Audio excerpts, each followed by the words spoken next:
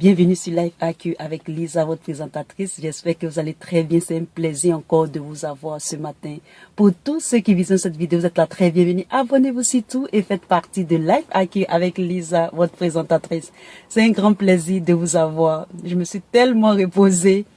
Alors, j'ai décidé de faire cette petite vidéo. Je vais mettre l'histoire de la vidéo même sous cette vidéo. Vous pouvez la lire.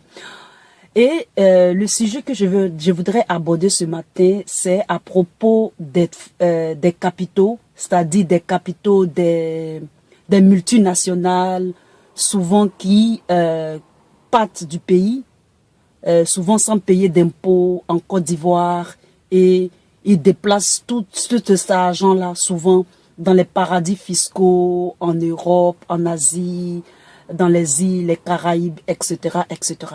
Alors, j'ai fait cette vidéo pour vraiment remercier les autorités ivoiriennes d'avoir, surtout la douane ivoirienne à l'aéroport Félix Houphouët-Boigny de la Côte d'Ivoire, d'avoir arrêté une personne qui transportait des milliards, je crois 3 milliards en coupures d'euros.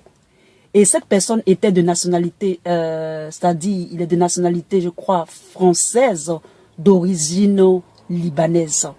Et cette personne transportait 2 valises remplies de billets en coupure d'euros, presque 3 milliards, je crois, de francs CFA. Je vais mettre l'histoire en bas de cette vidéo. Et il a été arrêté, je crois, hier. Aujourd'hui, nous sommes le 3. Donc, il a été arrêté le 2. À l'aéroport Félix Houphouët-Boigny en Côte d'Ivoire. Et donc, c'est ce que j'ai fait plusieurs vidéos à ces propos-là.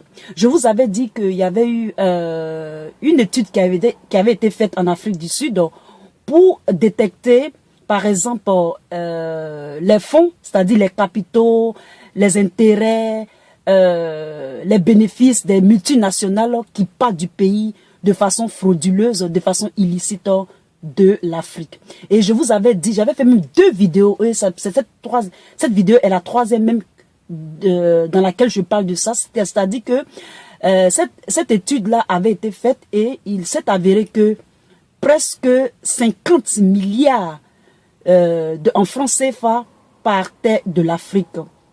Et ces 50 milliards-là partaient de façon illicite de l'Afrique et que nous donnions ça par exemple, aux compagnies, les compagnies qui viennent, par exemple, les investisseurs qui ne payent pas d'impôts et qui partent comme ça en volatile de l'Afrique.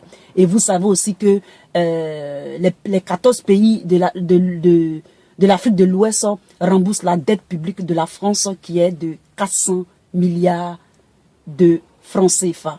C'est pas moi qui le dis. C'est une, je crois qu'elle est allemande, elle a fait un show qu'on appelle j'ai oublié un peu le show là. C'est un show où des gens qui parlent, etc., etc.